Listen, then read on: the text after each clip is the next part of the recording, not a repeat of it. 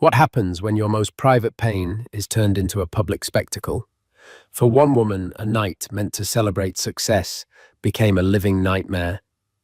At the prestigious Visionaries of Tomorrow gala, her ex-husband, a man she'd once loved, used his moment of triumph to publicly humiliate her, to paint her as a failure.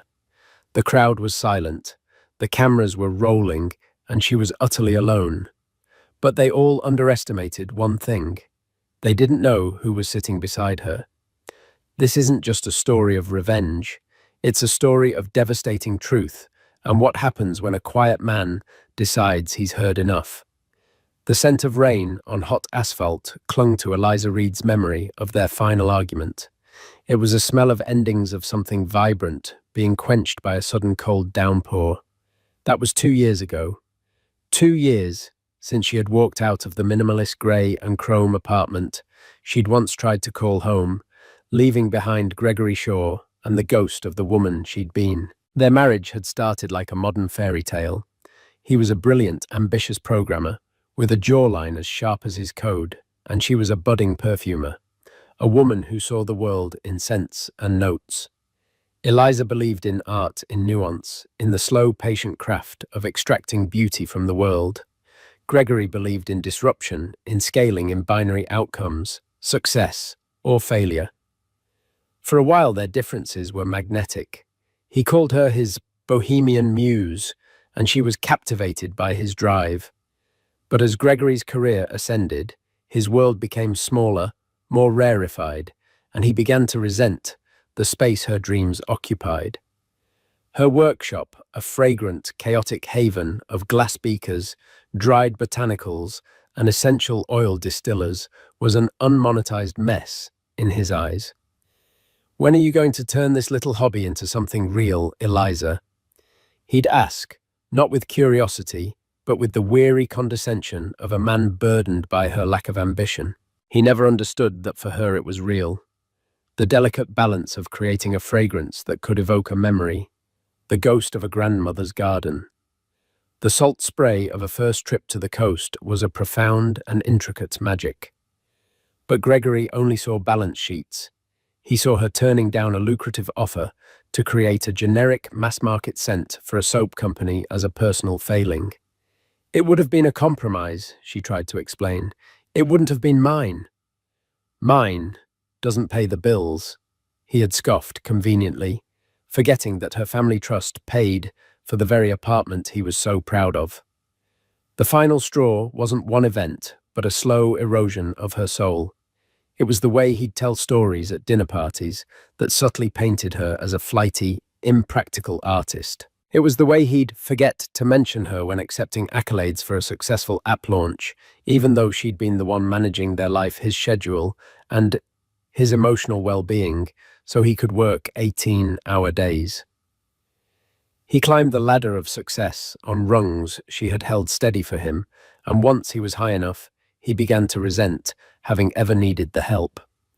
The divorce was acrimonious. Gregory, a master of narrative, framed it as him finally breaking free from a partner who couldn't keep up. He was magnanimous in public, telling friends he wished her the best with her little projects. In private, during the legal proceedings, he was ruthless. He fought for every asset, his arguments laced with insults about her earning potential and her unrealistic worldview. Eliza, exhausted and heartbroken, had conceded on almost everything just to be free. She kept her workshop, her personal savings, and her dignity. It felt like a fair trade. In the 2 years since Eliza had poured her pain and her passion into her work, she founded a small, bespoke fragrance house she named Ether and Elm. It wasn't a global brand, but it was hers. She worked out of a small, sunlit studio in a refurbished industrial building, creating signature scents for boutique hotels, private clients, and even a few theatre productions.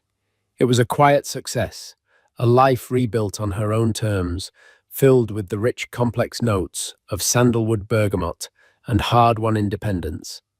And then there was Reese.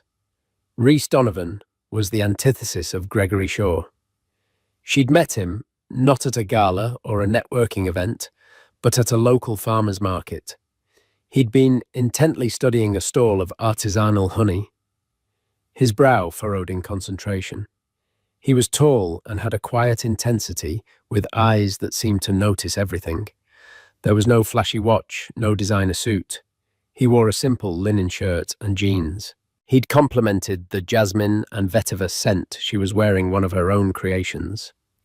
The conversation that followed was easy, intelligent, and utterly devoid of pretense. He told her he was in urban development, a description so mundane it was almost comical. It was only after their third date, when he'd taken her to a private viewing at the art museum after hours, that she began to suspect his life was more complex. A quick, hesitant Google search later confirmed it. Rhys Donovan wasn't just in urban development. He was the founder and CEO of Terra Nova Group, a multi-billion-dollar global firm renowned for its revolutionary work in sustainable architecture and green technology. He was a visionary, but a quiet one, a man who preferred blueprints to headlines. He was captivated by her world.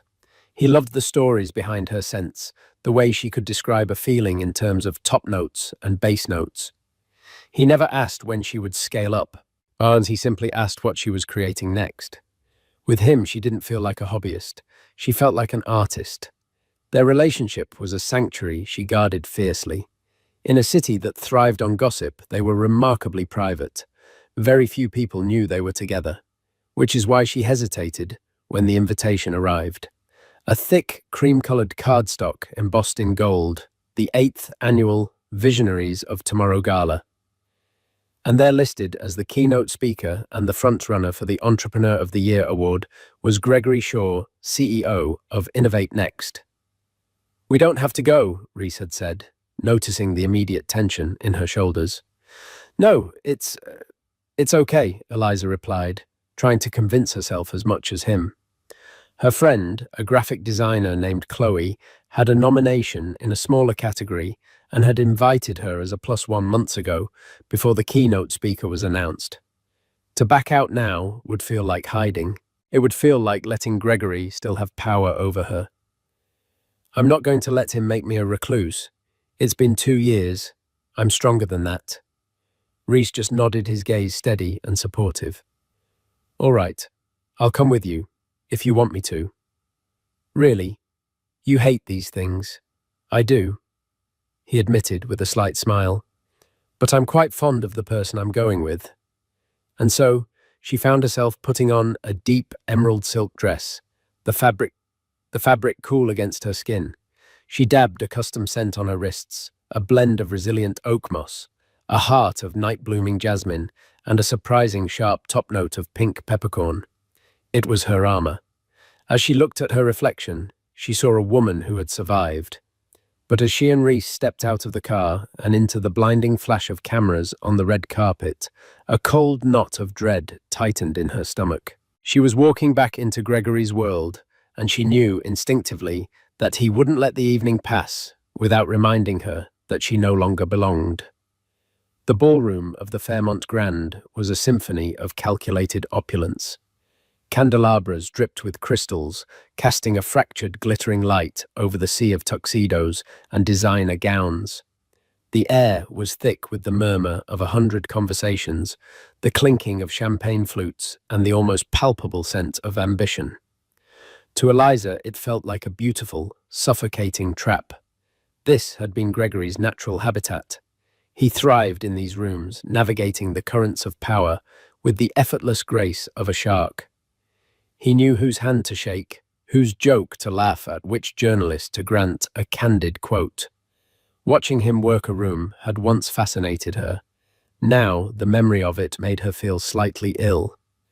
Rhys, by contrast, seemed to move through the space with a kind of invisibility shield. He was unassuming, his quiet presence, a stark contrast to the performative backslapping around them. He held her hand, his thumb stroking hers gently, a silent anchor in the overwhelming tide. He wasn't looking for anyone. He was simply looking at everything, his observant eyes taking in the architecture of the evening, the dynamics of the crowd, the subtle power plays unfolding at every table. You see that man holding court by the ice sculpture? Reese murmured into her ear, his voice a low rumble. That's Kenji Tanaka, the venture capitalist. The man he's talking to, Lawrence Finch, has been trying to get funding from him for 6 months. Watch Finch's posture. He's leaning in, but his smile doesn't reach his eyes. He's desperate. Tanaka knows it. Eliza looked and saw exactly what he described. It was a detail she would have missed, lost in her own anxiety. Reese didn't just see people. He saw the stories they were telling with their bodies. His perception was a quiet superpower. It made her feel seen, and in this room, that was a precious gift. They found their table, joining her friend Chloe, a bubbly redhead, whose nervous energy was a welcome distraction. Eliza, you look stunning, and you must be Reese. It's so good to finally meet you, Chloe gushed, giving him a warm smile. Reese was charming and gracious, immediately putting her at ease. For a while, Eliza allowed herself to relax. The conversation was light, focused on Chloe's nomination for her design work on a new indie app. They were just far enough from the main thoroughfare of the room to feel slightly removed from the epicenter of the schmoozing. But her peace was short-lived. A sudden shift in the energy of the room, a subtle turning of heads, announced his arrival. Gregory Shaw made his entrance not with a bang, but with the gravitational pull of a minor celebrity. He was dressed in a custom-tailored suit that was just a little too sharp, his smile just a little too wide. He was flanked by 2 junior executives who laughed a little too loudly at his jokes. He scanned the room, his eyes sweeping over the crowd like a conquering general surveying his domain. And then, his gaze landed on their table. It snagged on Eliza. His smile tightened for a fraction of a second before it was pasted back on, wider than before. He excused himself from his entourage and began to walk towards them. Eliza's heart hammered against her ribs. "Don't look," she whispered more to herself than to anyone else. "Breathe," Reese said softly, his hand finding hers under the table. His touch was firm, steadying. Gregory arrived at their table, casting a long shadow. "Well, well, Eliza, I almost didn't recognize you." His voice was smooth, polished, but carried an undercurrent of something sharp and metallic. "Hello, Gregory," she said, her own voice commendably level. She refused to let it tremble. His eyes flicked from her to Reese, a flicker of assessment in his gaze. He saw a man in a well-made but unremarkable suit. He saw no obvious signs of wealth. He saw someone quiet, and in Gregory's world quiet meant insignificant. He dismissed him almost instantly. "I see you're still into your arts and crafts projects," he said, gesturing vaguely at her. "I hope they're keeping you busy." The insult was classic. Gregory, a compliment wrapped around a stiletto. Before Eliza could form a reply, Reese extended a hand. "Reese Donovan," he said, his tone neutral. Gregory gave his hand a perfunctory firm shake, a power move he'd perfected. "Gregory Shaw, CEO of Innovate Next." He said the name of his company as if it were a royal title. He didn't ask what Reese did. He didn't care. "I hear you're the main event tonight," Eliza said, steering the conversation away from herself. "Congratulations on the nomination." "It's more than a nomination, darling," Gregory said, the patronizing endearments landing like a slap. "It's a validation. It shows what's possible when you're not afraid to shed your baggage and aim for the stratosphere." His eyes held hers, making the meaning unmistakable. You were the baggage. The cruelty was so breathtaking, so blatant, that Chloe gasped softly. Eliza felt the blood drain from her face, but she held his gaze, a silent refusal to crumble. Reese's hand tightened on hers under the table. He said nothing. His face remained placid, almost detached. But Eliza, who knew him, saw a subtle shift in his eyes. The quiet observer had become a predator, watching, waiting. He wasn't just looking at Gregory anymore. He was reading him, analyzing him, finding the flaws in his code. Gregory seemed to relish her discomfort. "Well, I must be off. People to see, you know how it is. So glad you could make it out to see what real success looks like. It might be educational. With a final dismissive smirk, he turned and walked away, rejoining the orbit of admirers who were oblivious to the casual venom he had just dispensed. The silence at the table was heavy. What a complete and utter bastard, Chloe finally breathed, her eyes wide with fury. Eliza forced a shaky laugh. You have no idea.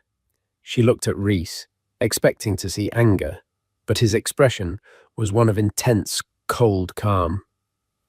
Are you all right? He asked, his voice low. I will be, she said, taking a deep breath. He's Gregory. That's what he does. He needs to diminish others to feel big. Yes, Reese said, his eyes following Gregory's progress across the room. I'm beginning to see that. The lights dimmed, and a master of ceremonies walked onto the stage, his voice booming through the speakers, welcoming everyone to the gala. The show was starting, and Eliza knew with a certainty that chilled her to the bone that Gregory's performance was far from over. His little jab at the table was just the opening act. The first half of the awards ceremony was a blur of polite applause and overwrought speeches. Chloe's category came and went. She didn't win, but she was gracious, squeezing Eliza's hand with a resigned smile. The tension at their table had subsided into a low-level hum of anxiety. Every time a presenter mentioned Innovate Next, or Gregory Shaw, Eliza's stomach would clench. Finally, the moment arrived. The presenter, a well-known tech journalist, began the introduction for the Entrepreneur of the Year award. This year's recipient is a man who truly embodies the spirit of our theme, Visionaries of Tomorrow, she gushed. In just 3 years, he has taken a fledgling idea and forged it into a market-disrupting force. His company, Innovate Next, has redefined user engagement with its groundbreaking social aggregation platform, Nexus. A slickly produced video played on the large screens flanking the stage. It showed Gregory in various dynamic poses, pointing at a whiteboard, laughing with his young, diverse team, looking thoughtfully out of a floor-to-ceiling window overlooking the city. It was pure corporate propaganda, and it was effective. The room was buzzing with admiration. A man of unparalleled vision and relentless drive, the presenter concluded. Ladies and gentlemen, please join me in congratulating this year's Entrepreneur of the Year, Mr. Gregory Shaw. The room erupted in applause. Gregory rose from his prime table near the stage, buttoning his suit jacket and beaming as if he'd just solved world hunger.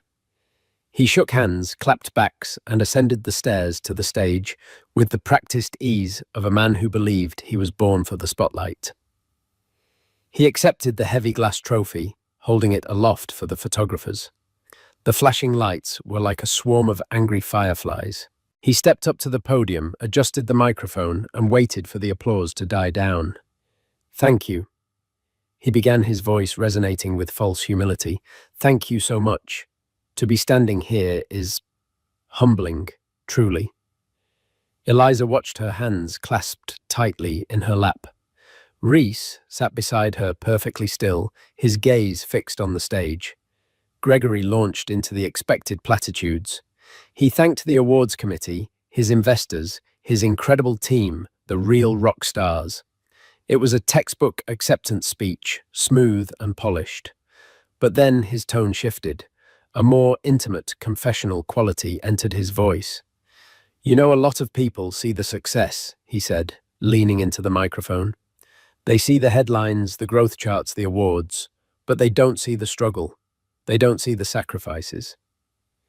He paused, letting the weight of his words settle over the silent audience. Success isn't just about what you build. He continued, his voice dropping slightly. It's about what you're willing to leave behind. It's about having the courage to cut away the dead weight, the things and the people that hold you back. A cold dread washed over Eliza. She knew exactly where this was going. Her blood ran cold. Early on, I had a partner, Gregory said, not looking in her direction, but she could feel the heat of his words as if they were a physical spotlight. The entire room was his captive audience. And this partner, well, let's just say their vision of the future was small. They were content with small things, small joys, small ambitions. They were happy to dabble in hobbies, to live in a world of make-believe, while I was trying to build an empire. Murmurs rippled through the crowd. People were exchanging confused, intrigued glances. This was not the standard script. I would come home after a 20-hour day of fighting for funding for survival. Gregory's voice swelled with theatrical pain, and I would be met with the smell of potpourri and impractical dreams. I was told my ambition was unhealthy. I was told I should slow down and appreciate the little things. But you don't change the world by appreciating the little things. You change the world by being a force of nature. The applause was more tentative this time, but it was there. He was framing his cruelty as a motivational lesson. Eliza felt 1,000 pairs of eyes on her. People were starting to put the pieces together, remembering she was the ex-wife. She could see the pity on some faces, the morbid curiosity on others. She felt naked, flayed open, her deepest wounds put on display for public consumption. She wanted to shrink, to disappear, but she was frozen in her chair, pinned by the spotlight of his voice.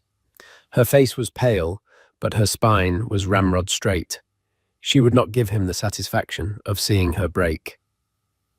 And so, I had to make a choice, Gregory declared, his voice ringing with self-congratulatory strength.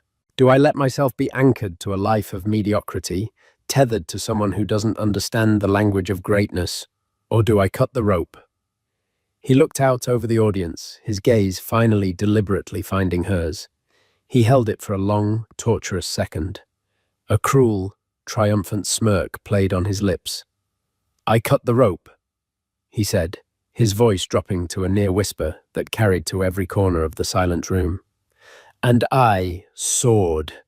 And that, ladies and gentlemen, is the most important entrepreneurial lesson I can share with you tonight.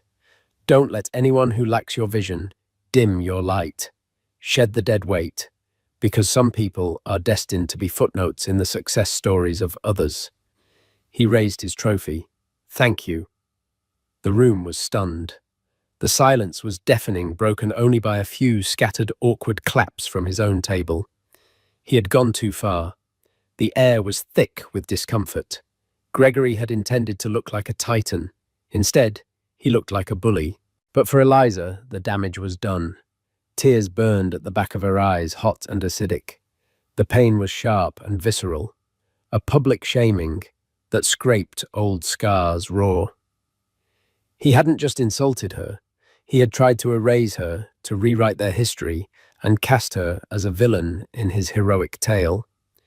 She felt small, humiliated, and utterly devastatingly alone. And in that moment of profound silence, a chair scraped against the floor. The sound of the chair scraping was sharp, decisive, cutting through the thick, uncomfortable silence of the ballroom. Every head turned towards the source of the noise. It was Rhys Donovan. He stood up, not abruptly, but with a deliberate, unhurried grace that commanded attention more effectively than any shout ever could. He placed his napkin neatly on the table. He gave Eliza's hand a brief, reassuring squeeze, a silent promise that reverberated through her entire being. Then he started walking towards the stage. He didn't storm it. He didn't run. He walked. His pace was measured. His shoulders were relaxed and his hands were empty. He moved through the maze of tables with an unnerving calm, his expression placid, almost blank. But his eyes fixed on the stage held a focus so intense it was like a physical force. The entire room seemed to hold its collective breath, watching this unknown man in the simple dark suit move with the purpose of a tidal wave. On stage, Gregory was momentarily confused. His moment of triumph was being interrupted. He still held the trophy, his smirk faltering as he watched Rhys approach. He clearly didn't recognize him from their brief, dismissive encounter at the table. To him, this was just some random guest, perhaps drunk, perhaps a protester. He shot a look at the event security, who were starting to move, unsure of how to react. Reese didn't even glance at them. He walked directly to the short set of stairs leading to the stage and ascended them one step at a time. The sound of his leather shoes on the steps was the only sound in the vast hall. He reached the podium. Gregory, now looking flustered and annoyed, stepped in front of the microphone, a defensive gesture. "Excuse me," Gregory said, his voice tight with irritation. "I believe I'm finished. Who are you?" Reese didn't answer him. He didn't even look at him. His gaze was fixed on the microphone, as if it were the only object in the room.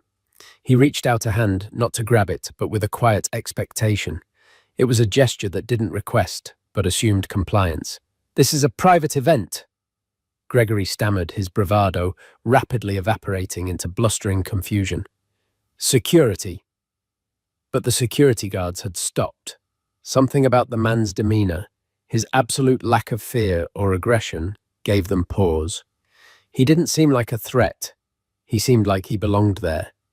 Reese's eyes finally moved from the microphone to meet Gregory's. And for the first time, Gregory saw him, really saw him. He saw the cold, profound intelligence in his eyes. He saw a depth of power he couldn't comprehend, something ancient and unshakable that made his own flashy success feel like a cheap imitation. A flicker of recognition, or perhaps just primal fear, crossed Gregory's face. Still without a word, Reese gently, but inexorably, took the microphone from the stand. His fingers brushed Gregory's, and Gregory recoiled as if he'd been burned. He stumbled back a step, the heavy glass award suddenly looking like a foolish prop in his hands. The audience was utterly transfixed. This was a drama far more compelling than any award. Who was this man? What was he going to do? Eliza watched from her table, her heart a wild drum against her ribs. The humiliation and pain were still there, but now they were mingled with a new shocking emotion, awe. She had seen Reese's quiet strength in private moments, but she had never seen it unleashed like this. He wasn't being loud or aggressive, but the power radiating from him was absolute. He had taken control of the entire room without raising his voice. Reese stood at the podium, the microphone in his hand. He took a moment, his calm gaze sweeping over the silent, upturned faces of the crowd. He wasn't looking at them as a collective. It felt as though he was making eye contact with each and every person individually. The air crackled with anticipation. Finally, he brought the microphone to his lips. He took a soft breath, and the sound was amplified throughout the hall. He looked towards his table, his eyes finding Eliza's. He gave her a look of profound reassurance, a silent message that said, "I've got this. The truth is coming." Then he turned his attention back to the silent waiting room, and he began to speak. "Good evening," Reese Donovan said, his voice calm, clear, and carrying an unexpected weight of authority. "My name is Reese Donovan, and I need to correct the record."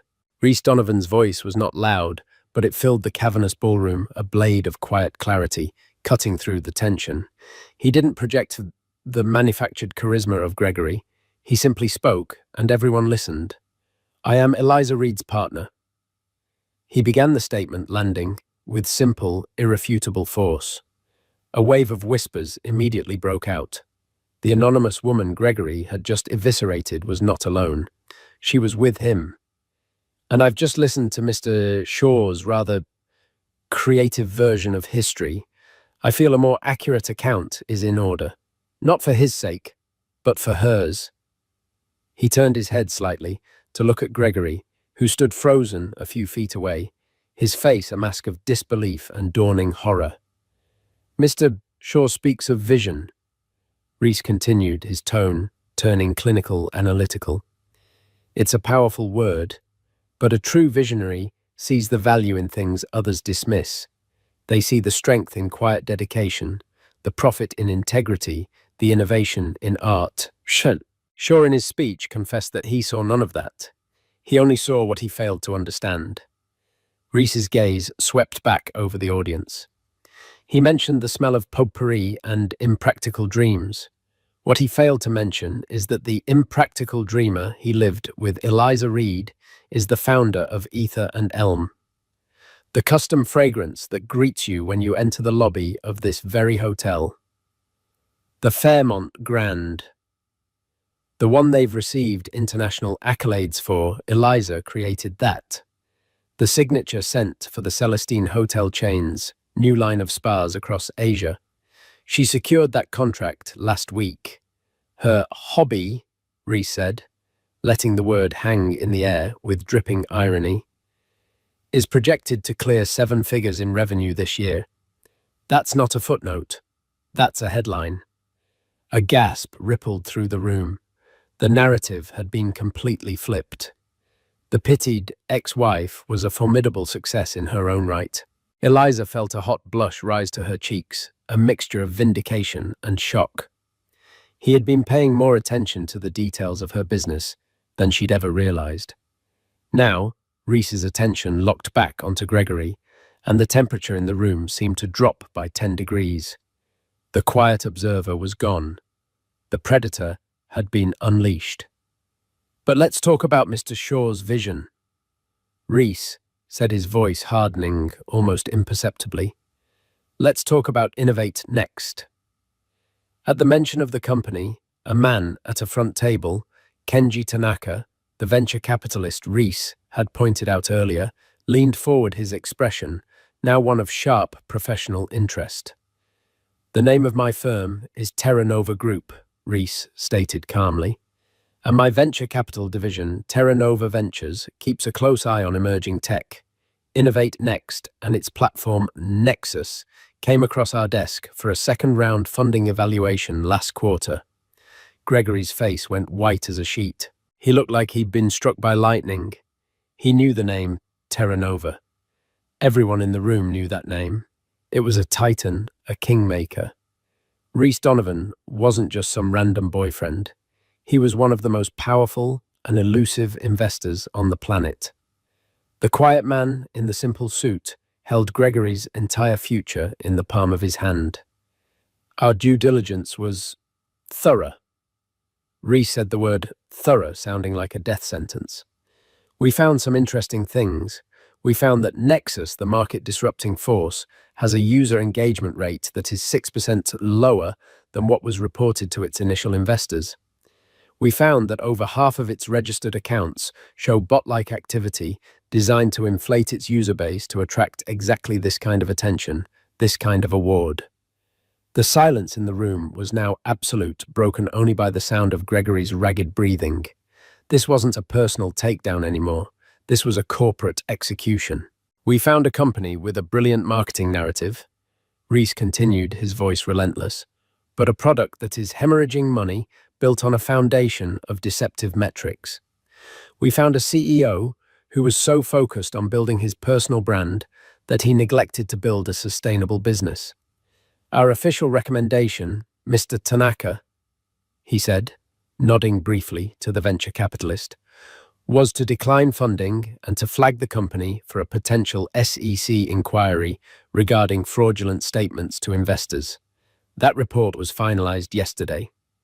Kenji Tanaka's face was grim. He gave a slight, almost imperceptible nod back to Reese. The message was clear. Gregory Shaw was finished. Reese wasn't done. He held up his hand, gesturing vaguely at the stage. The lights, the award. And finally, this award, the Visionaries of Tomorrow. A wonderful honor. It's sponsored, as you all know, by the Atherton Group. As it happens, Terra Nova completed its acquisition of a controlling interest in the Atherton Group this morning. The press release is scheduled for 9 a.m. tomorrow. He paused, letting the final devastating blow land. So, as the new de facto head of the committee for this award, allow me to be the first to say, congratulations, Mr. Shaw. Please enjoy your trophy. I'm afraid it's the only thing of value your company has left. Reese Donovan placed the microphone carefully back on its stand. The click it made echoed like a gunshot in the silent hall. He turned, gave Gregory one last dismissive glance, the look one might give an insect, and walked calmly off the stage. Gregory Shaw stood alone, bathed in the spotlight, clutching his worthless award. His face was a canvas of utter ruin. He had tried to publicly destroy one person's reputation, and in return, a man he had dismissed as a nobody had systematically, factually, and irrevocably annihilated his entire world in less than 5 minutes. The spell broke. The ballroom, which had been held in a state of suspended animation, erupted into a cacophony of frantic whispers. Phones came out not for pictures, but for frantic, hushed texting. The journalists in the room were scribbling furiously, their faces alight with the thrill of a career-making scandal. The narrative of the night had been shattered and rewritten in real time. Gregory Shaw, the visionary, was now Gregory Shaw, the fraud. He was still on stage, a statue of humiliation. The lights felt harsh now, accusatory. He opened his mouth, but no sound came out. He looked wildly around the room, but the faces that had been adoring just minutes before were now filled with scorn, pity, or cold professional calculation. His investors were avoiding his gaze. His team members were inching away from his designated table. He was an island and the tide was going out. Reese reached their table. He didn't say a word. He simply held out his hand to Eliza. She took it, her fingers lacing with his. Her own hand was trembling, not from fear anymore, but from the sheer, overwhelming adrenaline of what had just happened. He gently pulled her to her feet. "Let's go." He murmured, his voice for her ears only.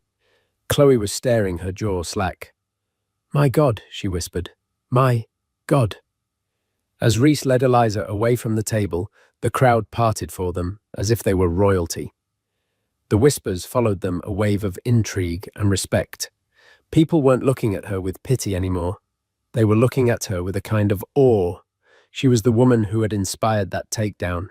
She was the artist, the success story.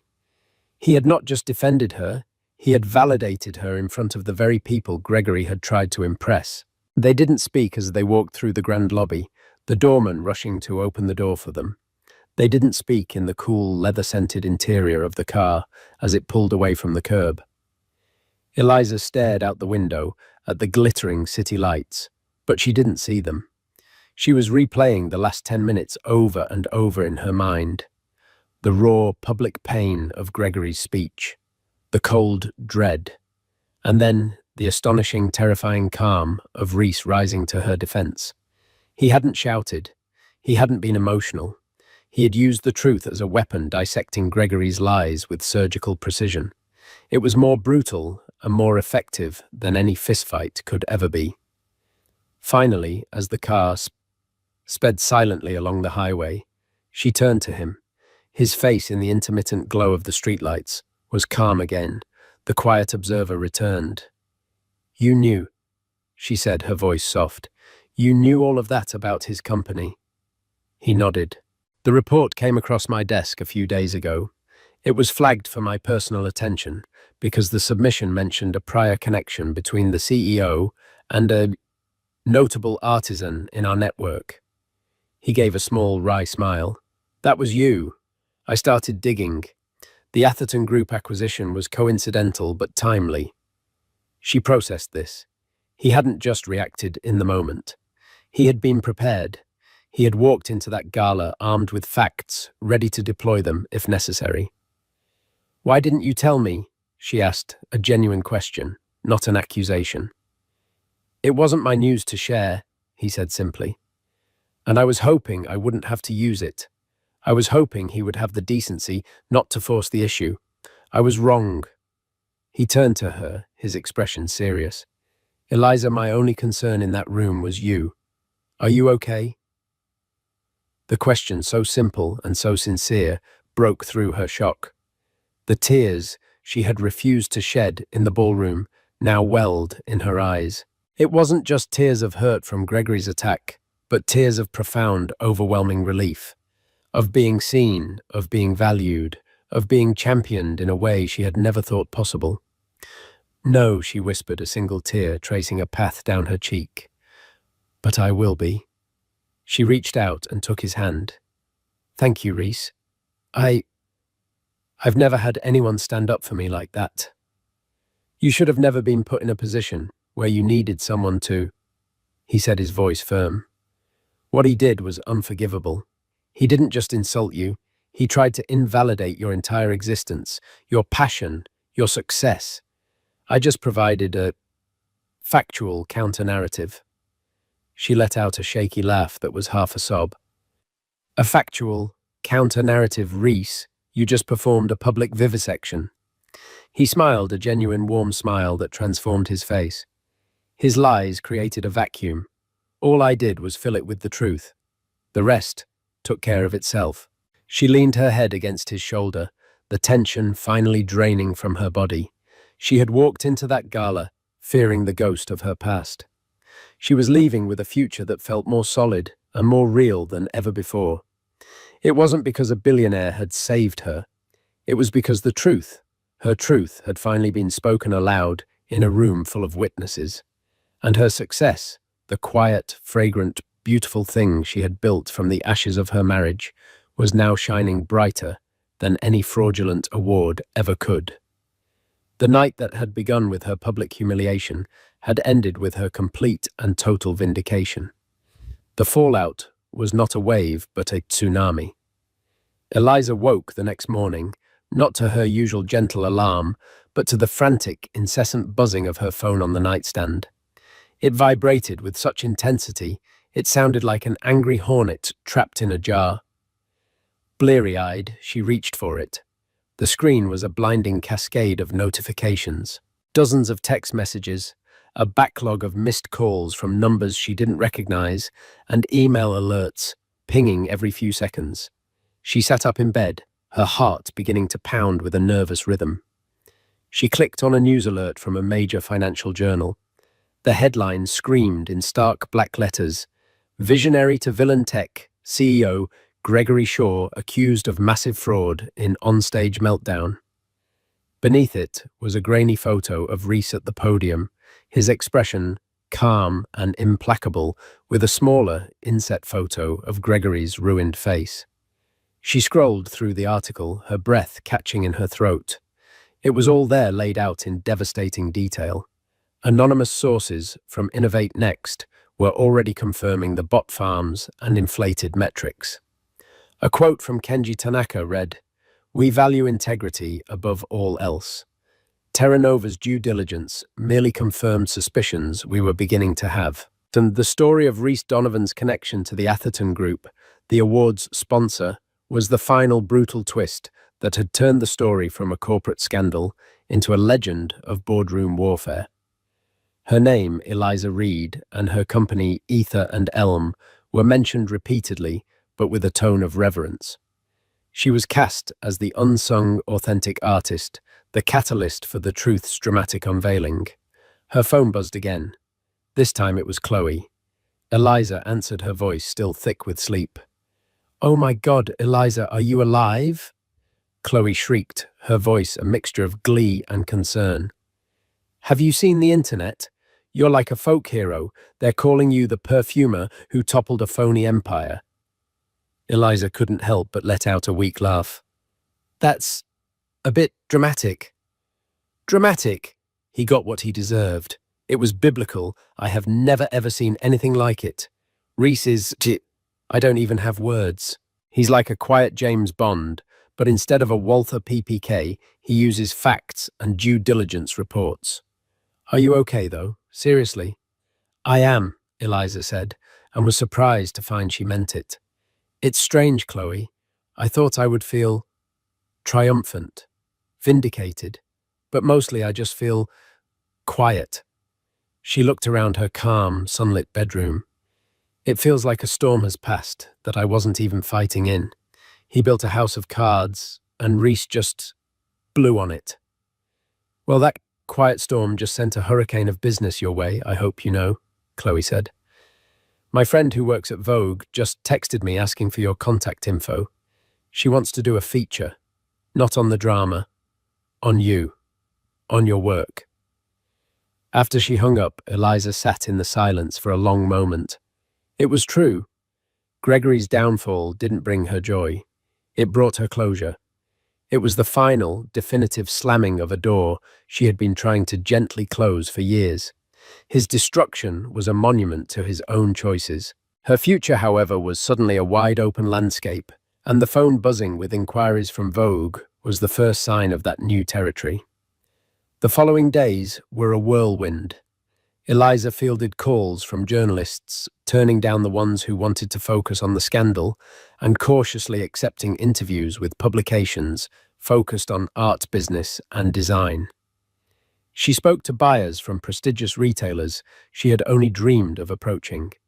In one surreal phone call, a director from Neiman Marcus praised the brand integrity and authentic narrative of Ether and Elm, wanting to discuss an exclusive placement in their flagship stores. During the call, Eliza found herself speaking with a newfound confidence, articulating her vision, not as a defense, but as a statement of fact. Her work had always been worthy. The world was just finally catching up. One afternoon, while she was meticulously labeling a batch of her Fairmont Grand Essence, a news alert popped up on her tablet. It was a photo of Gregory taken from a distance by a paparazzo. He was unshaven, wearing a hoodie, looking pale and gaunt as he hurried out of a law office. He looked like a stranger, a ghost. Eliza felt a brief, fleeting pang of something not pity, but a sad acknowledgement of the waste. The brilliant young man she had once loved had been consumed entirely by the insecure, cruel man he had become. She swiped the notification away without a second thought. That evening, Reese came to the studio. He didn't knock, just let himself in, carrying a bag of takeout from their favorite Thai restaurant. He found her not frantically working, but sitting quietly on a stool, simply breathing in the complex air of her own creation. The chaos of the week had finally subsided. "I thought you might be tired of the world," he said softly. "I am," she admitted. "But I'm also invigorated." She looked at him, her gaze clear and direct. "I need to ask you something, Reese. That night, seeing you on that stage, it was the most terrifying and incredible thing I have ever witnessed. A part of me was horrified by the sheer power you wielded. It felt so absolute." He nodded, accepting her words without defense. "Power is a tool, Eliza, like a scalpel. You can use it to harm, or you can use it to heal by cutting out a sickness. What Gregory did wasn't just an insult. It was a public lie meant to poison your truth. My world, the world of finance and development, is built on trust and numbers. His actions were an offense to the basic principles of that world, and a much, much greater offense to you. Using that tool wasn't a pleasure. It was a necessity." She stood and walked towards him, closing the distance between them. "I know. My head knows that, but my heart is still trying to understand it." She reached up and touched his cheek. "What I do understand completely is what you did for me, not for my honor, for my work." Her voice was thick with emotion. "When you described my business, my art, you gave it a weight and a seriousness that Gregory spent years trying to strip away. You saw its value. You told the world it had value. You didn't save me, Reese. You amplified me. Your work was already a symphony," he said, his voice a low, warm rumble as he took her hand. "You just needed the world to quiet down enough to hear it." She smiled, a slow, radiant smile that felt like the dawn. "Well, the world is listening now." She led him over to a clean, uncluttered section of her workbench. A single, elegant bottle stood there, filled with a pale, amber liquid. It had no label. "I've been working on something new," she said. "Something for me, to mark this new beginning." She picked it up and sprayed a delicate mist onto her wrist, the alcohol evaporating to leave a complex shimmer of scent. She offered it to him. He leaned in, his eyes closing as he inhaled. The fragrance told a story. It opened with the bright, resilient spark of pink peppercorn, and bergamot, a flash of defiance and light in the dark. That initial sharpness then yielded to a warm, impossibly beautiful heart of night-blooming jasmine, and rich, velvety, rose a testament to love and hidden strength. And beneath it all, the foundation, the scent that lingered on the skin, was a deep grounding and unshakable accord of oak moss, vetiver, and sacred sandalwood. It was the smell of ancient forests, of resilience, of deep roots that could weather any storm. It was the scent of a woman who knew her own worth. "It's beautiful," Reese breathed. "What is it?" Eliza looked from the bottle to his face, her eyes shining with unshed tears of pure joy. "I'm calling it counter-narrative," she said. It was the fragrance of her truth, her art, her soul, and it smelled finally and completely like freedom. In the end, this wasn't just a story about a billionaire saving a damsel in distress. This was the story of Eliza Reid, an artist whose quiet, authentic success became the loudest voice in the room. It's a powerful reminder that true strength isn't about shouting the loudest, but about the integrity of what you build. Gregory Shaw's empire, built on lies, crumbled in an instant. Eliza's built on passion and truth is just beginning to flourish. It proves that the best revenge isn't revenge at all. It's living a life so full and successful that the past no longer has any power over you. What did you think of Reese's epic takedown? Was it justified? Let us know your thoughts in the comments below. If this story of truth, vindication, and sweet, sweet justice resonated with you, please hit that like button, share it with someone who needs to hear it, and make sure you subscribe to our channel for more incredible real-life stories. Thank you for watching. The flashbulbs were a symphony of adoration, and Bentley Ashford was its conductor. Each blinding pop was a note of validation, a testament to his arrival. On his arm, Isabella Monroe was the perfect accessory, a goddess sculpted from victory and silk, her youth a vibrant contrast to the life he'd left behind. He smirked, the familiar curl of triumph on his lips. This wasn't just an awards night, it was his coronation. He had shed his past, his mousy, unassuming ex-wife, and emerged reborn in the crucible of public acclaim. Tonight, he would not only claim his trophy, but also show the world, and most importantly her, that leaving him was the greatest mistake of her life. He was the victor. He was the headline. The air in the grand ballroom of the Carlisle Hotel was thick with the scent of money, ambition, and expensive perfume. It was the night of the 85th Annual Golden Quill Awards, the most prestigious literary event of the year, where authors were treated like movie stars and words were weighed in gold. Bentley Ashford breathed it all in a deep, satisfying gulp of the atmosphere he now considered his birthright. His novel, Echoes of a Faded Dawn, was the literary darling of the season, a sprawling, melancholic masterpiece that critics had hailed as a once-in-a-generation voice. He was the frontrunner for the coveted fiction prize, the pinnacle of authorial achievement. He ran a hand over the lapel of his Tom Ford tuxedo, the fabric smooth and impossibly black. Beside him, Isabella squeezed his arm, her smile as bright and dazzling as the diamond necklace gracing her collarbone. "They're all looking at you, darling," she murmured, her voice a low, sultry purr. "Let them look," Bentley replied, his voice laced with a practiced, casual arrogance.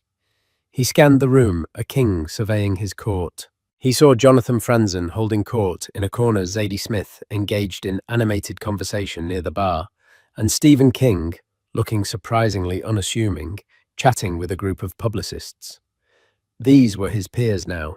He belonged here.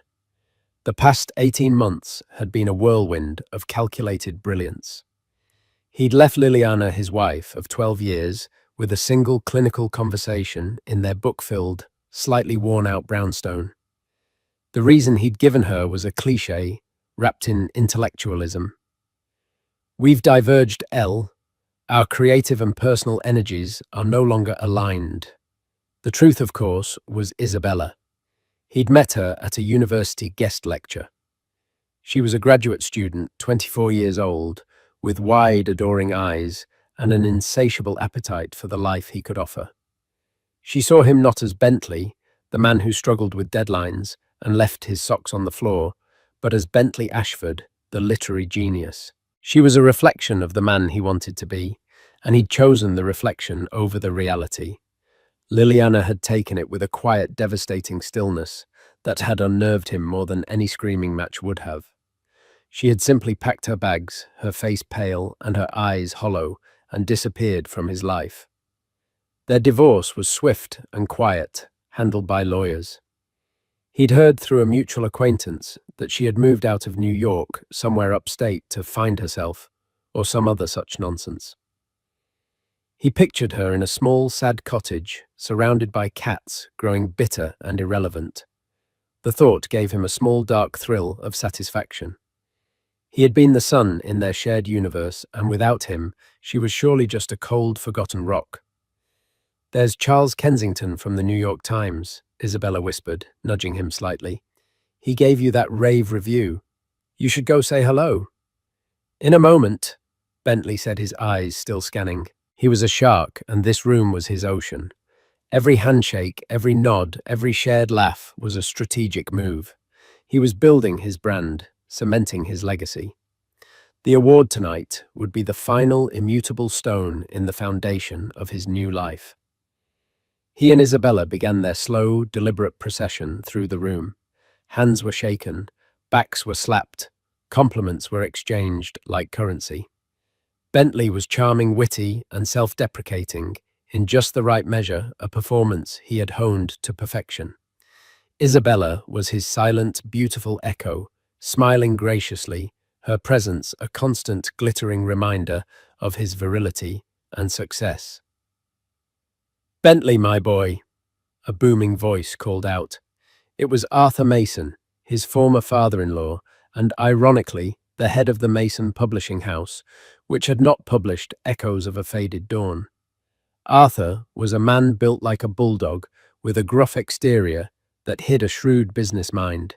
"Arthur," Bentley said, his smile tightening almost imperceptibly. "Good to see you." Arthur's eyes flickered to Isabella, a quick, dismissive glance before settling back on Bentley. "Quite a night for you. I read the book. Powerful stuff." "Thank you, Arthur. That means a lot." "Yes, well," Arthur grunted, taking a sip of his scotch. "It had a familiar rhythm to it, a certain cadence. Reminded me of some of Liliana's early prose, back when she used to write." Bentley felt a flash of ice in his veins. He forced a laugh. "Liliana. Oh, she was a wonderful editor, a great first reader, but she never had the patience for the long haul. She was a sprinter, not a marathon runner." It was a line he'd used before. It neatly packaged Liliana's abandoned creative ambitions into a tidy, dismissible box. Arthur just grunted again, his gaze unreadable. "Well, enjoy your night, Bentley. You've certainly worked hard to get here." The words were polite, but the tone felt like sandpaper. Arthur turned and walked away, leaving Bentley feeling strangely exposed. "What was that about?" Isabella asked, a slight frown marring her perfect brow. "He seemed odd." "He's old school," Bentley said, waving a dismissive hand. "Still bitter I didn't sign with his house. And he's Liliana's father. Familial loyalty and all that." He quickly steered her toward the bar, eager to wash the taste of the encounter away with champagne. The lights in the ballroom began to dim, signaling that the ceremony was about to begin. Guests began to move towards their assigned tables. Bentley and Isabella were seated at a prime spot right near the stage, sharing a table with his agent, his publicist, and the editor-in-chief of a major magazine. The buzz in the room was electric, a collective hum of anticipation. Bentley felt his heart begin to beat a little faster. This was it, the culmination of everything. He reached under the table and squeezed Isabella's knee. She looked at him, her eyes shining. "You're going to win," she mouthed. He knew she was right. He leaned back in his chair, a picture of confidence, and allowed himself a moment of pure, unadulterated triumph. He had it all: the woman, the fame, the masterpiece. He was untouchable. He thought for a fleeting second of Liliana in her sad little cottage. He hoped with a savage sort of pity that she was watching the live stream, that she was witnessing his ascent. He hoped it was destroying her. It was then that a subtle shift occurred in the room's atmosphere. A quiet murmur started near the grand entrance, a ripple that spread outwards table by table. Conversations faltered, heads turned. The focused energy of the room suddenly found a new, singular focal point. Bentley followed the collective gaze, annoyed at the interruption. What could possibly be more important than the start of the ceremony? And then he saw her. The doors were being held open by two staff members, and framed in the doorway was a woman. No, not just a woman. She was a vision. She wore a gown of midnight blue silk that seemed to drink the light falling from her shoulders in a cascade of liquid elegance. A constellation of sapphires and diamonds glittered at her throat. Her hair, which he remembered as a simple shoulder-length brown, was now a rich, dark auburn swept up in an intricate style that showcased the elegant line of her neck. But it was her face that made the air leave Bentley's lungs. The features were the same, but they were rearranged, sharpened by a confidence so profound it was almost a physical force. The hesitant uncertainty he had known was gone, replaced by a cool, placid serenity. Her smile was small, subtle, but it held a universe of secrets. It was Liliana. His Liliana. But it was not. It was a complete stranger, wearing his ex-wife's face. The room was filled with a stunned, reverent silence, punctuated by the frantic, sudden explosion of flashbulbs from the paparazzi who had scrambled back to the entrance. They had missed her on the red carpet, a cardinal sin they were now desperately trying to rectify. Bentley sat frozen, his champagne glass halfway to his lips. He felt Isabella stiffen beside him. Who is that?" she whispered, her voice tight with a mixture of awe and dawning apprehension. Bentley couldn't answer. His throat was a desert. His world, so perfectly constructed, so solid and certain just moments before, had developed a hairline crack. And then he saw the man whose hand she was holding. He was tall, dressed in a bespoke suit that was the epitome of understated power. His face was sharp, intelligent, with piercing grey eyes, and a stillness that commanded attention more than any boisterous display ever could. Bentley recognized him instantly, not from literary circles, but from the covers of Forbes and the Wall Street Journal. It was Damien Blackwood, the Damien Blackwood, the reclusive, mysterious tech billionaire, the man who had revolutionized data encryption, who owned half of Silicon Valley, and whose net worth was a figure with so many zeros it seemed fictional. A man who never attended public events. Ever. And he was here at the Golden Quill Awards holding Liliana Mason's hand as if it were the most natural thing in the world. He leaned down and whispered something in her ear, and Liliana laughed. It wasn't the quiet, breathy laugh he remembered. It was a full, melodious sound that seemed to fill the sudden silence in the room. The crack in Bentley's world widened into a chasm. This was impossible. This was a hallucination. Liliana, his quiet, mousy, irrelevant Liliana with Damien Blackwood. The narrative he had so carefully written for himself, the story of his triumph and her lonely demise, had just been ripped to shreds in front of the entire world, and on the biggest night of his life. The maitre d', flustered and awed, rushed forward to greet the couple. As they were led into the room, every eye followed them. No one was looking at Bentley Ashford anymore. The conductor had lost his orchestra. The spotlight hadn't just moved. It had been stolen by a ghost from his past resurrected and shining with a brilliance he could never have imagined. The silence in the ballroom was a living thing, a palpable pressure that had replaced the earlier buzz of excitement. It was the kind of silence that follows a lightning strike when the world holds its breath, waiting for the thunder. Bentley felt it in his chest, a heavy, suffocating weight. His mind, usually a rapid-fire processor of wit and strategy, was a blank, static-filled screen. Liliana and Damien Blackwood moved through the room with an unhurried grace that only amplified their magnetic pull. They weren't just walking, they were gliding on a current of their own making. The whispers started then, a sibilant tide rising in their wake. "Is that Damien Blackwood? What is he doing here? And who is she? She's stunning. Wait, that's Liliana Mason, Bentley Ashford's ex-wife." That last exclamation, uttered by a well-known gossip columnist at a nearby table, was a gunshot in the quiet room. Heads swiveled from Liliana back to Bentley, their expressions a cocktail of shock, pity, and delicious Schadenfreude-fueled curiosity. Bentley felt hundreds of pairs of eyes on him, dissecting his reaction. He felt his face flush a hot, creeping tide of humiliation. He was no longer the man of the hour. He was a spectacle, a supporting character in a drama he hadn't known was being written. "Bentley," Isabella hissed, her voice sharp with panic.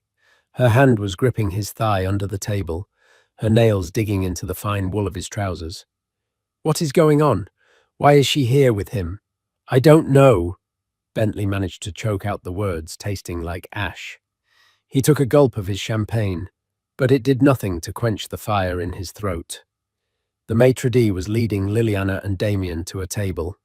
Not just any table.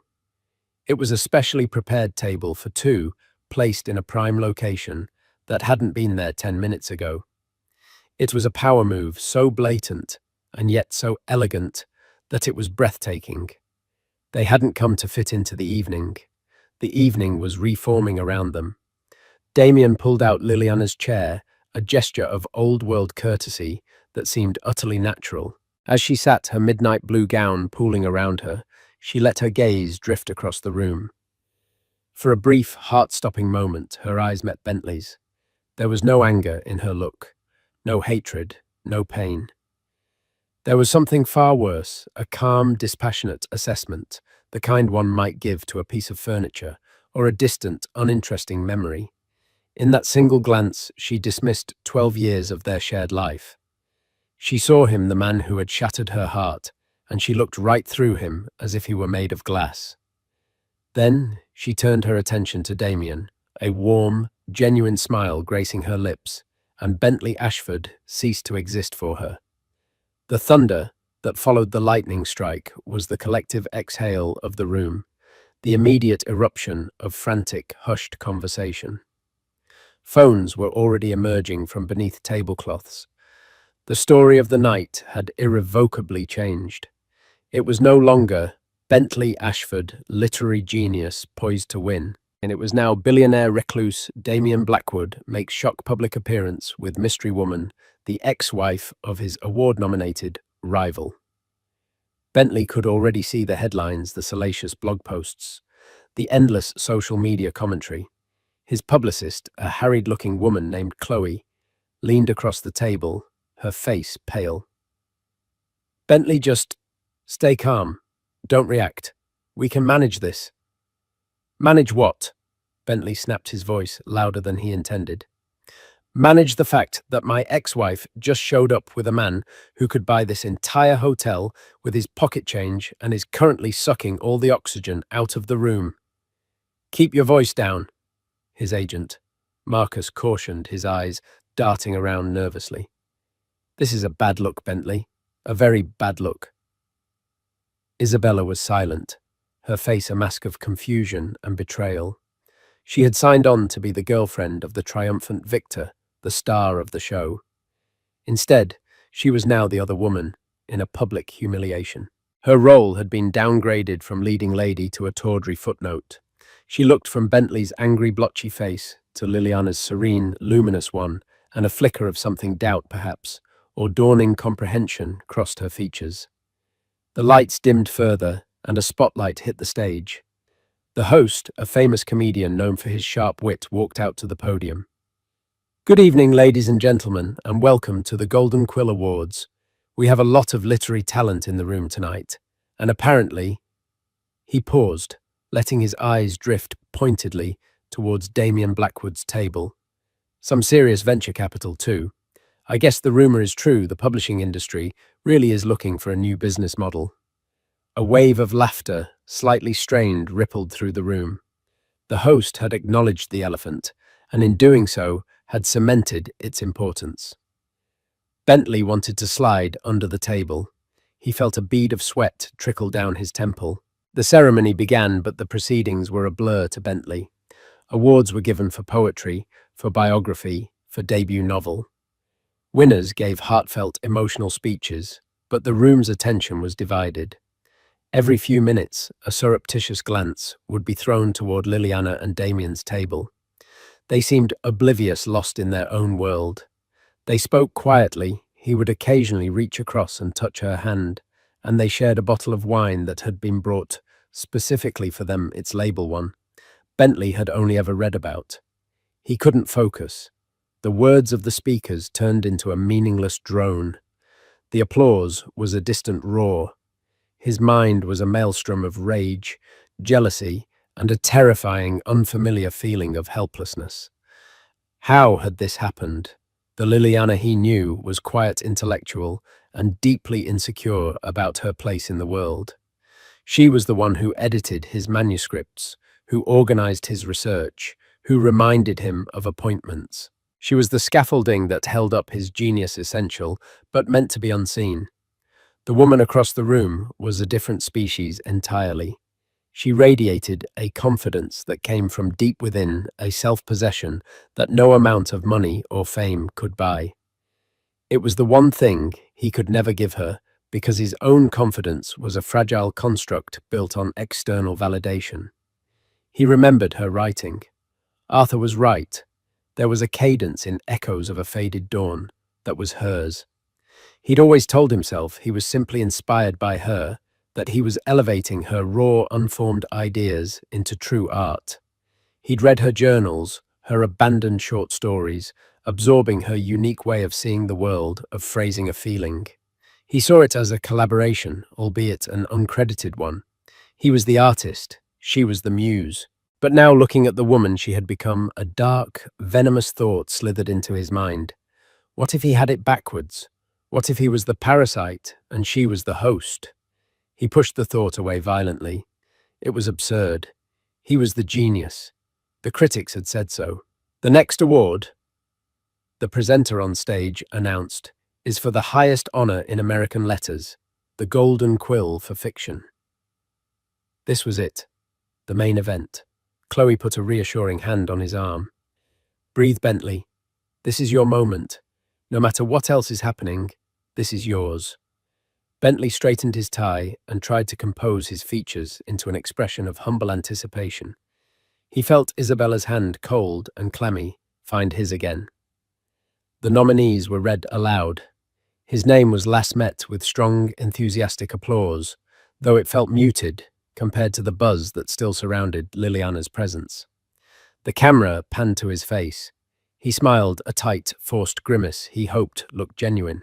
The presenter, a celebrated actress with an Oscar on her mantle, tore open the envelope. The silence stretched thick and heavy.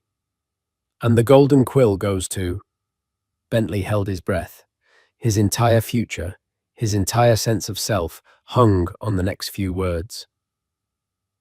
Catherine Park, for the last embers of winter. The world went white. For a moment there was no sound, only a high-pitched ringing in his ears. The applause that erupted for the other author felt like a physical blow. He saw Catherine Park, a quiet, unassuming woman in her late 60s, gasp and cover her mouth, tears welling in her eyes. Her table erupted in joy. His table was Sant. Chloe's hand fell from his arm. Marcus stared at the stage, his face grim. Isabella simply let go of his hand, her touch retreating as if he were suddenly contagious. Bentley clapped. He had to. He was on camera. The motion was mechanical, wooden. His face felt like a plaster mask that was about to crack. He had lost. On the night his ex-wife had returned from the dead to publicly humiliate him, he had lost. It wasn't just a defeat. It was an annihilation. His eyes against his will were drawn back to Liliana's table. She was politely applauding the winner, a small, serene smile on her face. She hadn't even looked at him. His failure was as irrelevant to her as his success would have been. Damien Blackwood leaned over and offered her his arm. She took it, and together they stood up. They had no reason to stay. They hadn't come for the awards. They had come for something else entirely. As they began to walk towards the exit long before the ceremony was over, they passed his table. For a moment, Liliana was only a few feet away from him.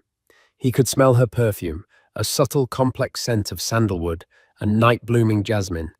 Nothing like the simple lavender soap she used to wear. She didn't look at him. She didn't look at Isabella. Her gaze was fixed forward. But as she passed, she turned her head slightly, and her eyes met Isabella's.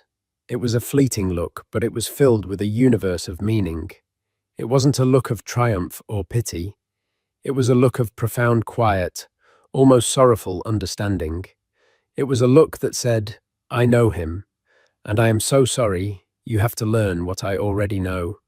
And then she was gone, a phantom of midnight silk and diamonds, leaving a trail of shattered expectations and whispered questions in her wake.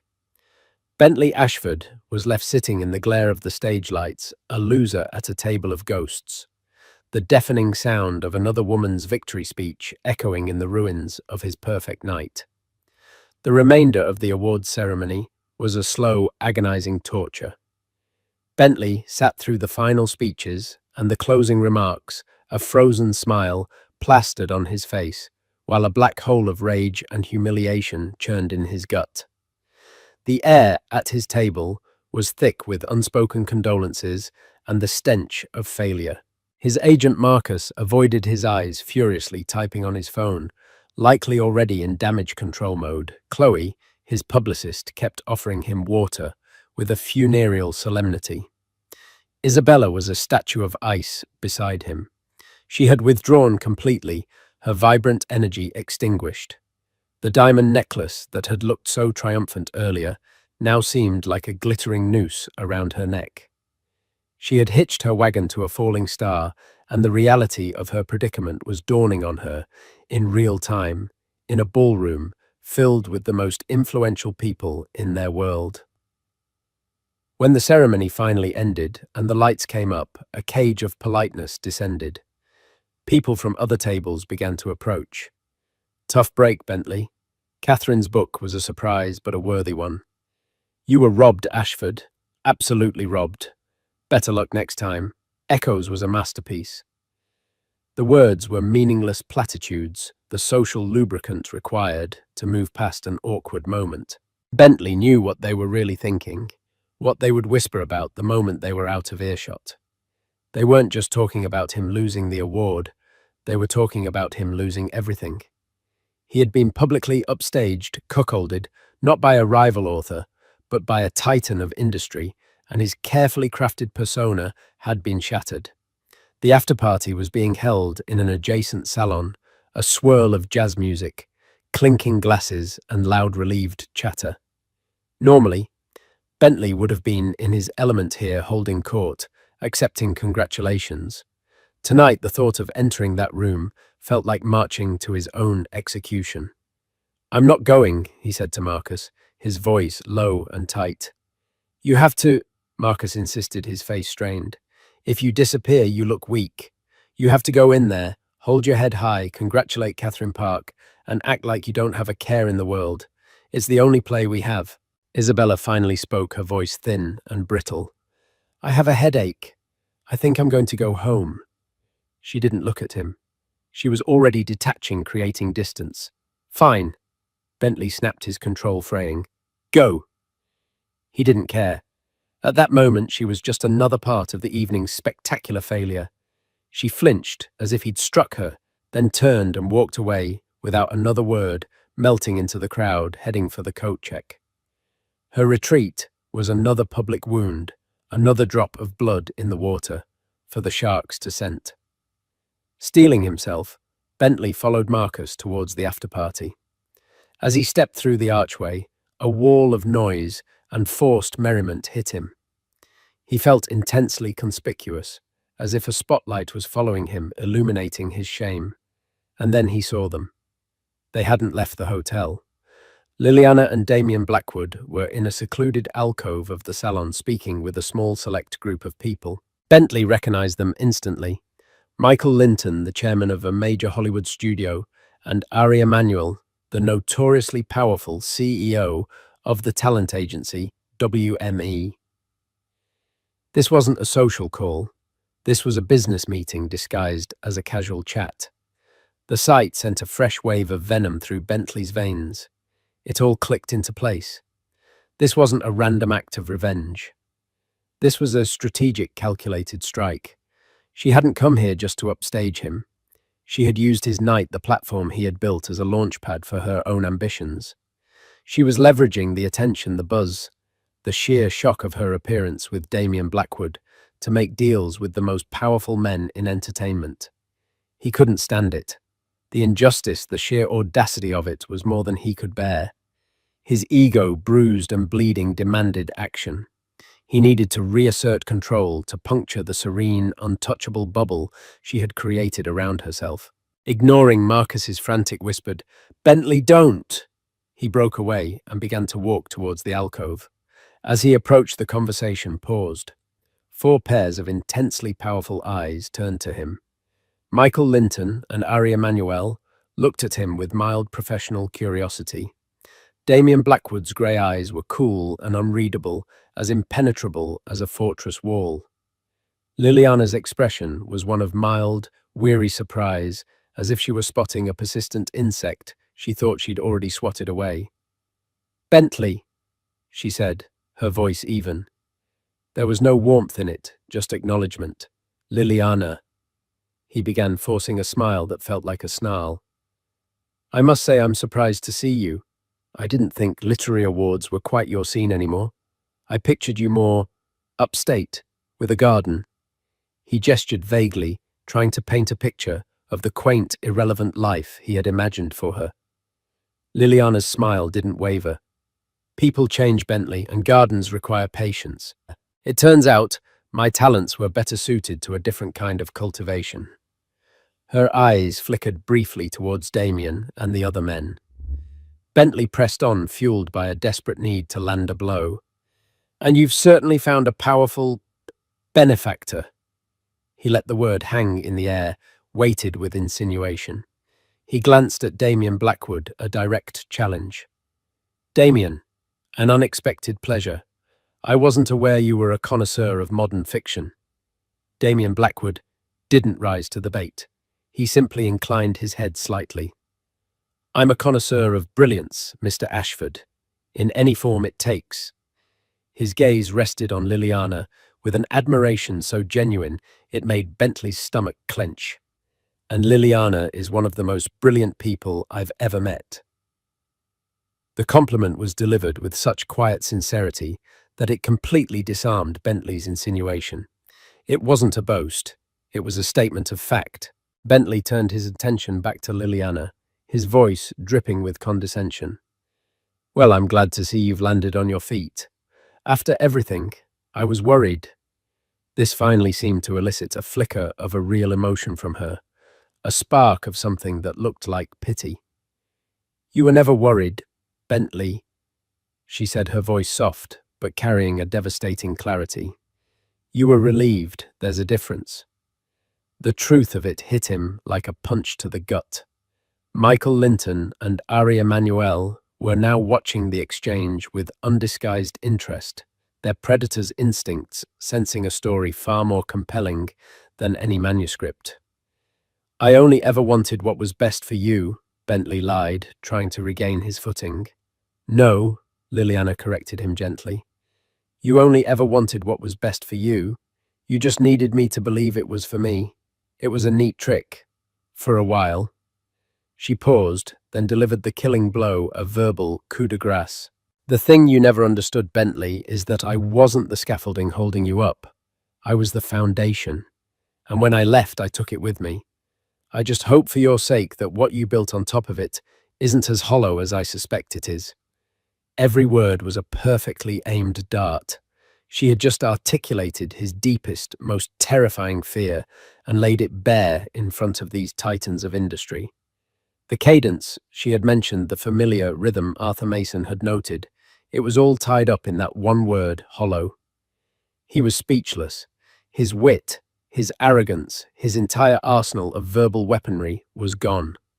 He was standing there, exposed and empty-handed. Damien Blackwood stepped forward slightly, a subtle but unmistakable move to end the conversation. "Gentlemen," he said to Linton and Emmanuel, his voice calm and commanding, "I believe we were discussing the film rights." Film rights. The words barely registered.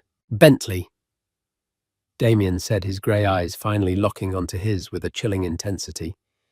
"Congratulations on your nomination. It's a significant achievement, to be recognized for your work." It was the most brutal insult of the night. The bland, polite, utterly dismissive congratulations of a superior being. He was swatting Bentley away, not with anger, but with indifference. He was dismissing him as a minor nuisance, a footnote to their far more important conversation. Bentley felt a hot flush of shame so intense it was dizzying. He had come over to reclaim his power to inflict a wound, and instead he had been dismantled piece by piece with surgical precision. He hadn't just lost the battle, he had been erased from the war. He mumbled something incoherent, a pathetic excuse for a retreat, and turned. As he walked away, he heard Ari Emanuel's distinct, gravelly voice pick up the conversation as if he'd never been there. "So about the protagonist," Ari said. "The story of a woman finding her voice after being silenced. It's powerful. We see a major star in the role. The narrative arc is incredible." Bentley froze. They weren't talking about his book. They were talking about hers, about her life, about the story he had tried so hard to erase. His humiliation was now complete. He was not only the villain in her story, he was a footnote in the lucrative deal being made about it. He stumbled through the crowd blind to the faces deaf to the music and fled the party, escaping into the cold, indifferent New York night. The next morning, Bentley awoke to the aggressive grey light of a New York hangover. His head throbbed in time with the city's distant sirens. The tuxedo from the night before was crumpled in a heap on the floor of his sterile minimalist apartment, an apartment he'd chosen specifically because it was the aesthetic opposite of the warm, cluttered brownstone he had shared with Liliana. Isabella was gone. There was no note, just an empty space on the pillow beside him, and the faint, lingering scent of her perfume, a ghost of his failed triumph. He stumbled to the kitchen and fumbled with the espresso machine, his hands shaking. He needed caffeine, but what he really craved was validation. He needed to see his name in print, to see the narrative of the night spun in his favor.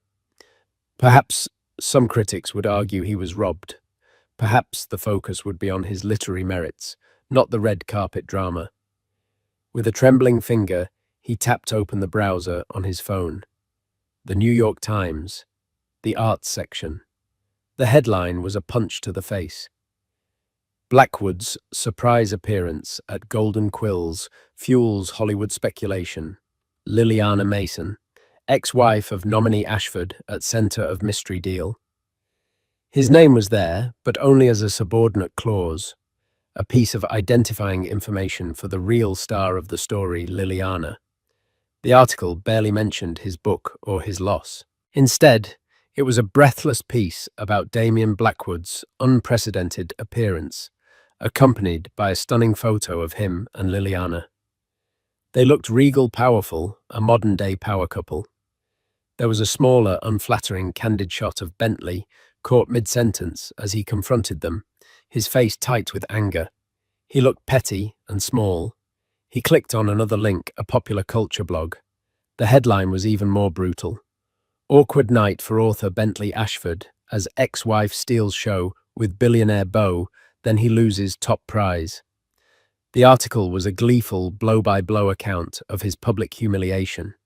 It quoted anonymous sources from the party who described his meltdown and Isabella's hasty exit. It was filled with speculation about Liliana and Damien, painting her as a mysterious phoenix rising from the ashes. He threw his phone across the room. It clattered against the wall and slid to the floor, the screen dark. He was trapped. The narrative was out of his control.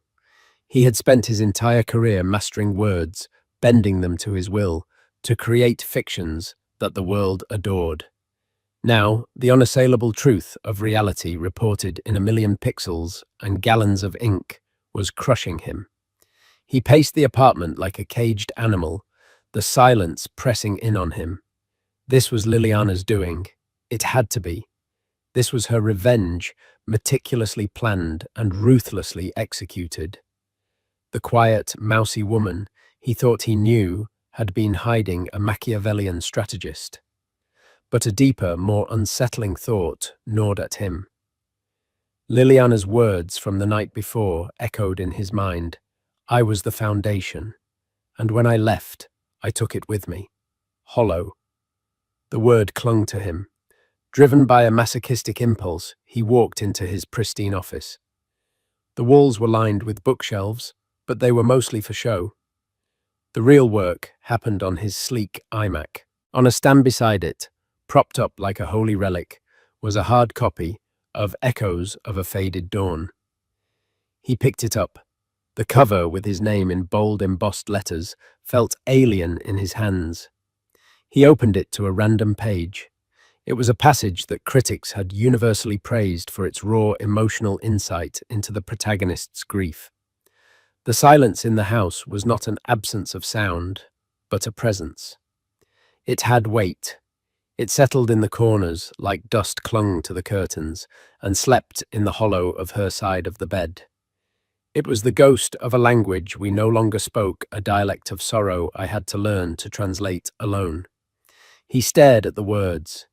They were beautiful, they were powerful, and they were not his. A memory sharp and unwelcome pierced through the fog of his anger. A winter afternoon, years ago, Liliana curled on the old armchair in their brownstone, a mug of tea steaming beside her. She wasn't writing a novel, just journaling something she did religiously. He'd asked her what she was writing about. Just trying to describe the quiet, she'd said, her voice soft. After my grandmother passed, the silence in her house. It's not empty, you know. It's full. It's like a presence. He had stored that away. That idea. That feeling. He had taken it. He frantically flipped through the book, a cold sweat breaking out on his skin. Page after page, he saw her. Not just her ideas, but her very voice, her unique turn of phrase, the specific, idiosyncratic rhythm of her prose that Arthur Mason had recognized. There was the description of the falling autumn leaves as a slow, rust-colored surrender. That was from a poem she wrote in college and had pinned to the corkboard above her desk for years. There was the protagonist's habit of organizing her books by the emotion they evoked, not by author or genre. That was Liliana's quirky system, something he used to tease her about. The central metaphor of the novel, the echoes of a past life that shaped the present, was the core theme of an unfinished short story. She had let him read a story. She had abandoned after he'd told her it was a little too sentimental, a bit naive. He had lied. He'd seen its potential, its power, and he had discouraged her so he could claim it for himself. He had convinced himself it wasn't theft. It was inspiration. It was alchemy. He was the genius who could take her raw, unrefined emotions and shape them into art. He was the sculptor, and she was the clay. But looking at it now, stripped of his self-delusion, he saw the truth.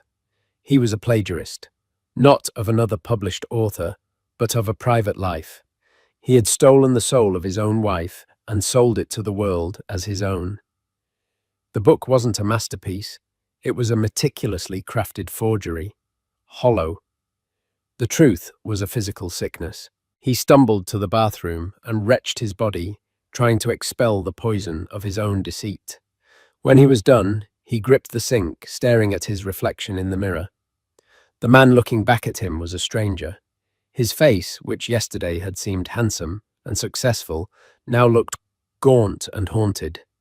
His eyes were filled with a desperate, panicked fear. He finally understood.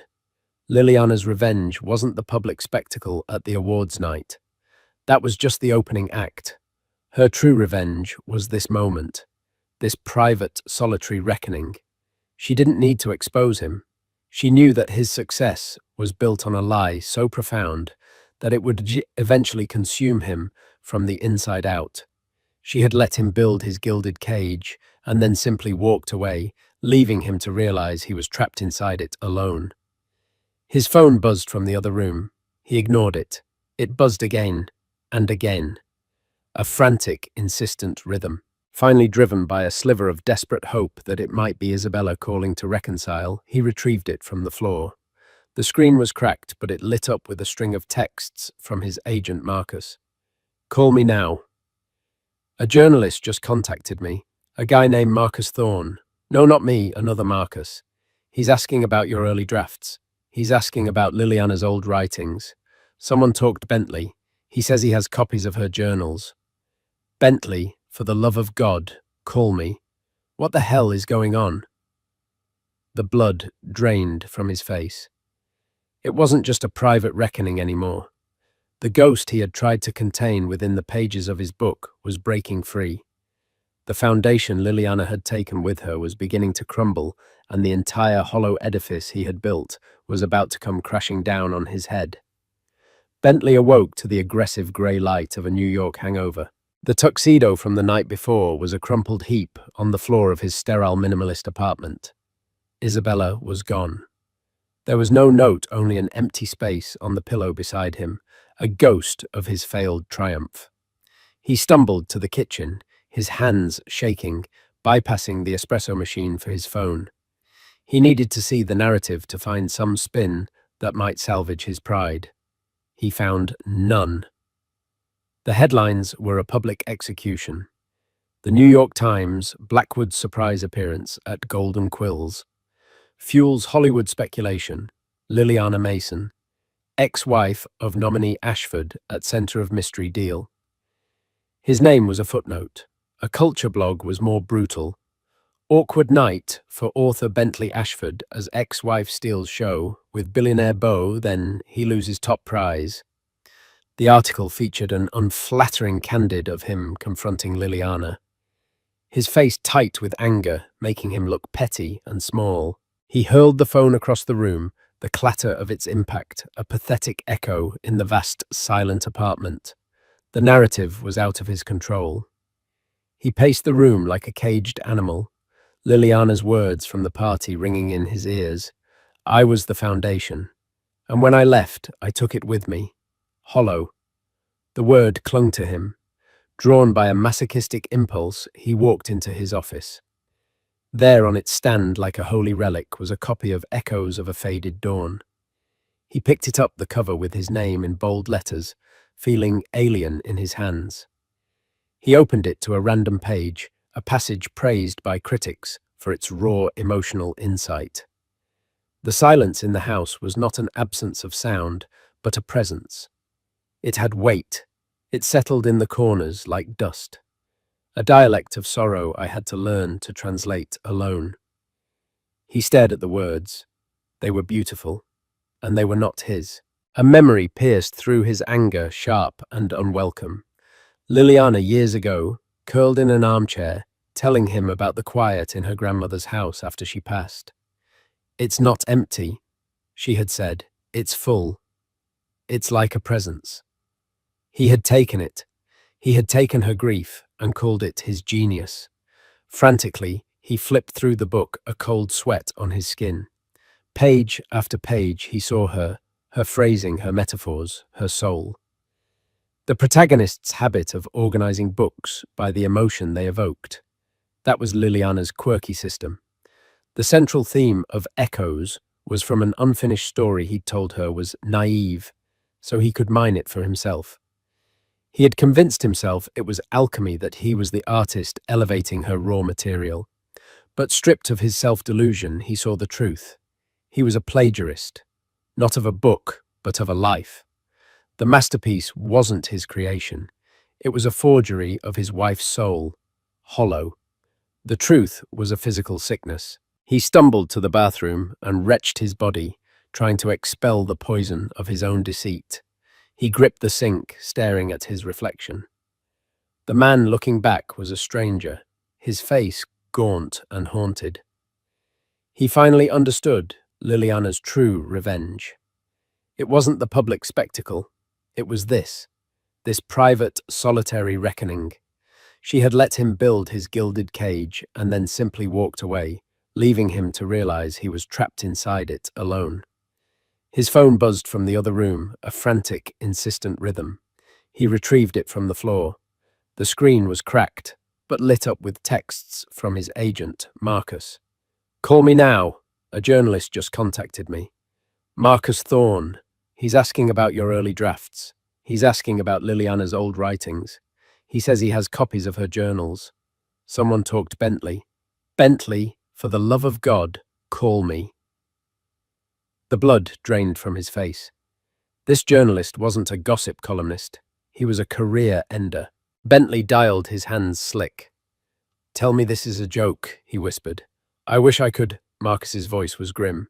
"This guy Thorne has scans of Liliana's journals. He read me passages over the phone. They were verbatim Bentley." The silence in the house was not an absence of sound, but a presence. That exact line. "He's giving us 24 hours to comment before he publishes." There was a damning pause. "Is it true?" Bentley's silence was his confession. "Jesus Christ," Marcus breathed. "We're done. My agency can't be associated with this. I'll release a pro forma denial, but after that, you're on your own." The line went dead. The final door of his professional life slammed shut. As if on cue, he heard a key in the lock. Isabella stepped inside, not with the hesitant air of a returning lover, but with the grim purpose of an undertaker.